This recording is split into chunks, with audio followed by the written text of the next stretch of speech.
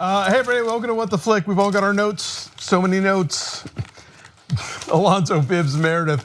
Okay, episode 13, golly. A lot happened this week. Yeah, this is one of those things where like nothing giant happened, but things are happening. Little things are happening that add up. I want to throw out a bombshell here. My friend Sean, who's been off at his MFA playwriting program all summer, came back, watched the show last night. 20 minutes later, he texts me, Audrey's in a coma. I was thinking she might be in one of the lodges. Like maybe, because there's the Black Lodge and there's the White Lodge. Maybe she's in one of the other lodges because she's way inconsistent. Something weird's going on. She's just, she's off the chart right now. And in that one line that Charlie says to her about like, I can end you, but I can, put you back or whatever. I can end your story. Oh, I can end your story. Like that tells me that we're finally getting, like what if he's the White Lodge version of the man from another place? Yeah, well, that's the thing somebody pointed out. Like we only ever see little people on this show when it's a lodge. Well, and then there was Ike the Spike. Well, except for the Ike the Spike, that's true. Yeah. Okay, wrong. That's sorry. Whoever told me that was wrong. But there's something going on there that we do not understand yet because it's way too weird to just sort of be normal, and because they're in this limbo space, not connected to anybody, talking about a bunch of stuff we don't understand. Yeah, and no one's talking about her. Now, my only quibble on that theory is that she's talking about Billy, and Billy is a person that we know. Who do we know whose name is Billy? Billy is the guy who owns the truck that her son killed the kid with, who Andy went and talked to, and the guy said, come back at 4, and when Andy came back at 4, he wasn't there anymore. Right, and there was that one time when someone ran into the diner yelling, where's Billy? Yeah. Yes. I didn't put that one together at the time. I thought that was just random. But who knows? It also was, I think Dave said that it would make sense then that if Audrey was raped in the coma by Bob, Jesus. Well, I mean, she's been in a coma. That happened in the original series, right? In a coma? Yes. No, I don't think I'm in a coma. I don't remember. This is what I'm being told by people who remember the original series better than I do. That she was in a coma. If she was raped by Bob, and that would explain why her kid is so evil. Or just having intercourse with Bob would explain why that, like rape or not, that any Bob blood would be, Yeah, I thought maybe Billy. She was talking about Billy Zane. Well, we're always someone brought talking that up. about Okay. But she lost her virginity to Billy Zane in the original series. Oh, by the way, speaking of the original series, we forgot to mention last week that when Becky's ne'er-do-well boyfriend is hiding in the stairwell, that was Alicia Witt. Oh, I thought we did mention that. Did we? I was excited by it because she's one of the queens of Christmas at the Hallmark Channel. Indeed she is, but she's also Donna Martin's sister in the original series. Yes, she played the piano. Yes. So no, that was cool. I couldn't remember if we talked about that last time or not. We had almost had a Laura Flynn Boyle cameo this week because there's a picture in her mom's. In the double R? No. In Laura Palmer's mom's house. Oh. So she's got a picture of like Donna and Laura Palmer. Oh. So that was like, I think it's the closest we're gonna get. Probably. I don't know how that works because there was that whole sequence that's basically just her watching TV. That creepy sequence where it's in a loop, where the same thing runs over and over again. Do we think that was Battling Bushnell? Oh yeah. Think about that. I don't know if that means anything, but maybe. Yeah, I had that thought. Did anyone else notice that like on the plate there was creamed corn? No. Garmin Bozia. Yeah. I'll tell you. That's a thing I got to talk about. There's so much parsing going on. I just read an EW article where they talk about the insurance agent who appears early on that we've probably all forgotten about. The guy who walks into the police station and asks for Sheriff Truman, and Lucy says which one, and he kind of freaks out. Oh yeah. That he apparently is the key to everything. Oh, of course he is. They dicked us. Maybe he is. I don't know. Yeah, it's Lynch. Who knows? The biggest dicking around of Dougie in this whole came out with his fingerprints. Turns out they're from a missing FBI agent. That's wrong. We hate you, audience. We hate you. Oh my God. I was a little disappointed with how the whole thing with Anthony resolved itself. Really? You thought that dandruff thing was. I didn't get. I mean, connect the dots for me because like I understand the whole thing with like the Mitchum brothers and Jim Belushi's dream and all that stuff, and it's like that at least sort of made a Twin Peaks level of sense. I didn't get why him touching the shoulder with the dandruff on it made Anthony suddenly go, I can't do it. My interpretation was it wasn't the dandruff, like, oh my God, he's touching my dandruff, now I feel guilt. It's like he sees it as like a tender moment between close friends, and now I can't. He couldn't do it. He could barely do it to begin with. I see. And Tom Sizemore, who I gotta say, is a real hit or miss actor. he's had his ups and downs over the years. His breakdown was like force majeure good. Like it was just like I bought his shame and his complete his acceptance that his world is destroyed and that he doesn't care what happens now. He just can't live like this anymore. That level of regret, that intense regret, that is really hard to pull off for an actor, and he did a real great job. I think if we had seen some sign of regret or like maybe I shouldn't be making these choices, that scene would have maybe played out and sold a little bit better. But I thought like, but think about it. Here's a man who's trying to set up and kill a person and do terrible things, and he defrauded, his company. And that one act of compassion is what causes him to find humanity. Okay, I'll buy that. Were you on the fence on that? It seemed like I didn't feel like there was enough of a nudge there to make those next few scenes happen. But Dougie's magical. Sure. He is magical. Dougie is the lathe of heaven.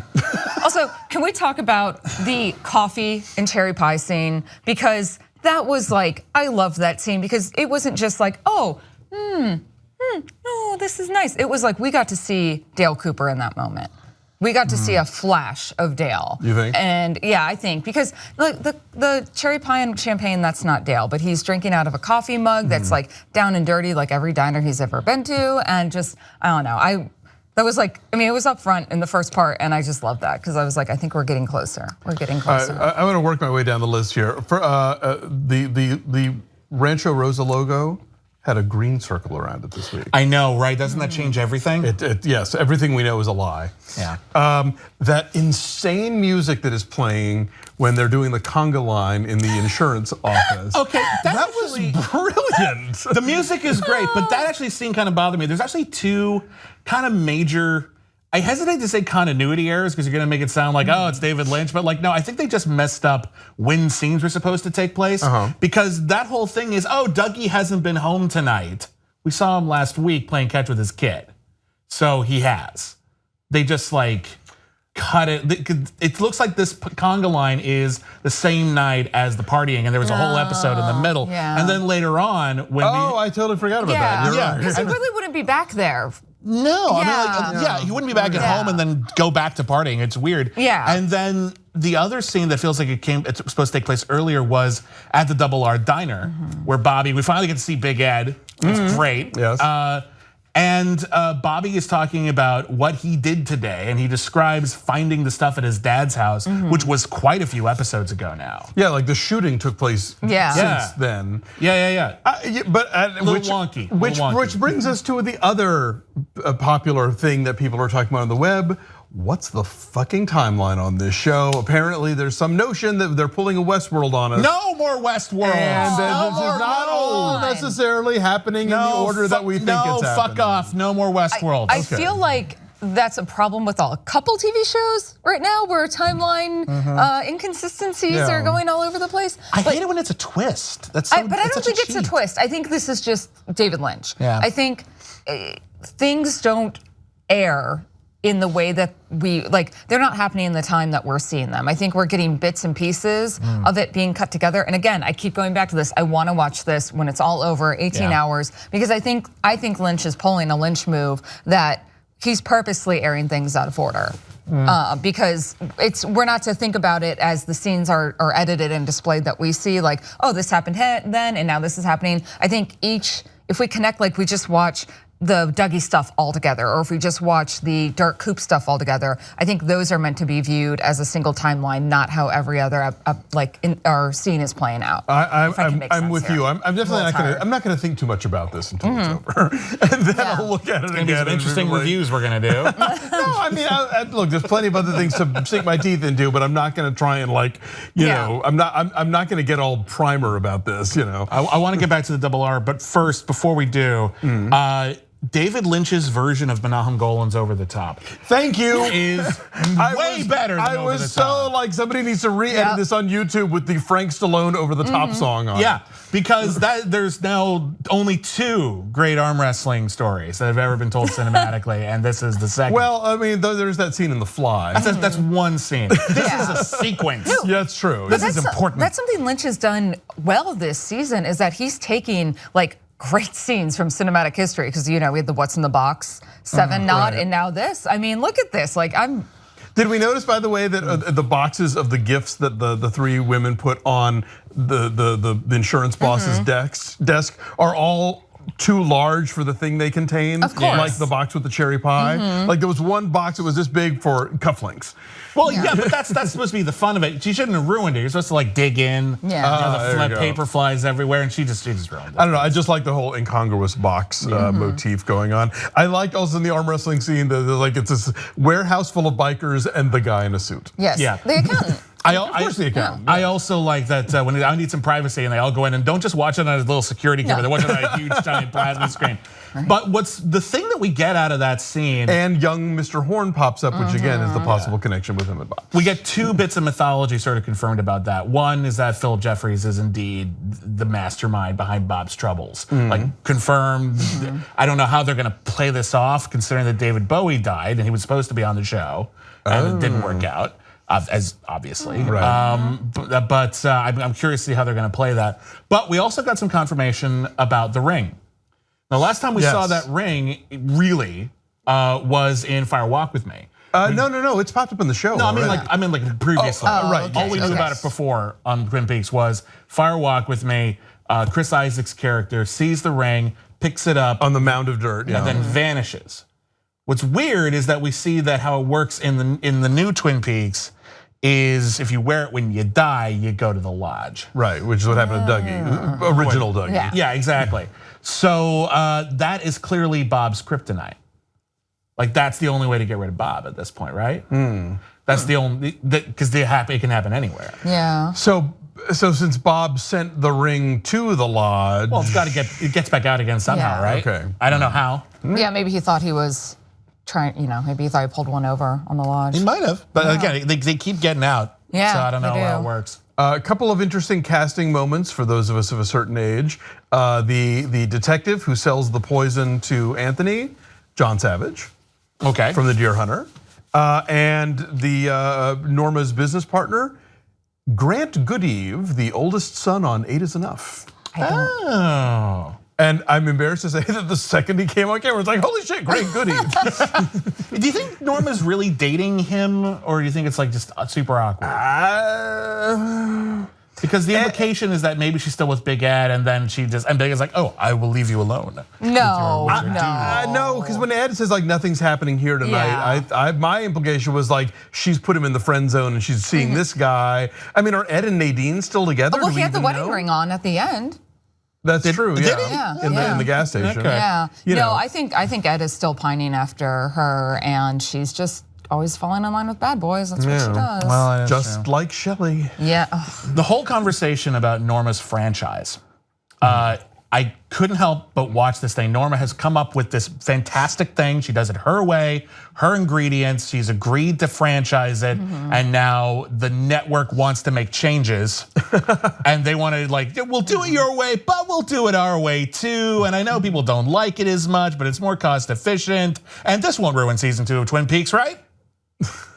Does anyone else get that out of it? Like you were just talking about, because it's about selling out. Yeah, I mean, I suppose that's not too much of a stretch. Sure, that's good. I might be reading something into it, but then again, David Lynch allows for that, doesn't he? Yeah. All the freaking time. Indeed, yes. So that's certainly a possibility. I think Nadine and Dr. Amp. I think I'm going to start shipping them. I think they're just going there. Why not? I don't even think you need to ship it. I think it's just happening. Here's my giant shovel dedicated to you. Would you like to learn about my drapes? They're silent. Last time I saw you, you were looking for a potato. Romance. Well, they're crazy enough. Another weird thing about the Audrey and Charlie moment was, did you notice that like one of the pieces of furniture in their living room was like an old radio console? No. Yeah, like in the shot behind one of them, it's like one of those old sort of cabinet. Maybe it has something to do with that 1950s flashback episode. Could be. Now I want to go back and rewatch that to both scenes to see how dated everything is. Yeah. That's a good point. Yeah. Let's see what else we got. James is at the Roadhouse singing "Just You," which was a song that popped up in the original series. Is the implication you think that he is now a famous singer? Because they make a big deal. They didn't introduce Trent Reznor, but they introduced James the 9 Inch Nails. Yes. He might still be big locally, you know, and not necessarily like as a big deal. Yeah, fair enough. And just for grammatical sake, it should be just you and me, not you and I. But anyway. Wow. He was a teenager when he wrote it. Yeah. So that's what I got. That's all I got. Yeah, so things are happening. We're in the final. We're in the final third here. Yeah. So I think is a really, really good way to describe this episode. I liked it. I enjoyed it, but it's sort of like okay. It's a lot of moments. Like we just have a lot of moments, and they don't necessarily feel like they're building to anything. It makes me wonder though, like there's two possibilities when all is said and done and Twin Peaks: The Return has like officially returned past tense, it's all over. We're either gonna go, oh, I get it. This was great. Like at the end of Mulholland Drive. I understand now. Or we're gonna go, I have no idea what the fuck and I think I might be mad, like in Lost Highway. And some people are gonna like that. So I honestly don't even know. Part of me is just sort of just like, I'm committed. Just show me what you got. I'm enjoying it in bits and pieces, but I have no idea if it works. There's definitely a subversion of audience expectation going on here, and yes, I will come back to this show provided that I get to do it my way and with no network interference. And so, yeah, you're right. We could wind up with a result that is not necessarily narratively satisfying in the traditional way, but would still, I think, be satisfying in a Lynchian way. And that's at the end of the day, Lynch isn't creating it for us. He's doing this for himself. Well, I guess my point is, you can say that, like, oh, he's creating it for himself. He's doing his Lynchian thing. We don't have to accept it. Exactly. No, we don't. We don't have to say we like it. Like, I think it will be okay if, when all is said and done, if he goes just full Lynch, no connection whatsoever to anything even resembling narrative. Dougie turns into a fish. They all end up like with Josie inside a cabinet, like something. And I think there's two people there are two kinds of people who go, brilliant! And then the other people would be the other side of Homer Simpson watching Twin Peaks, which is, I have no idea what's going on. And they'll both be valid. Do we want to venture as to what's happening in the Palmer house? Because that to me is one of the big mysteries right now. Drugs and alcohol, I mean, but just between clearly that, but between the weird noises in the kitchen last week of the bottles rattling around and her whole thing of this crazy TV loop, it's like I don't even know. Well, again, she is psychic. She had what appeared to be a psychic vision last time. Right. It's possible that she is seeing the various people from the lodge, or something altogether new. Why not? Like maybe she's seeing the lawnmower guy from Straight Story.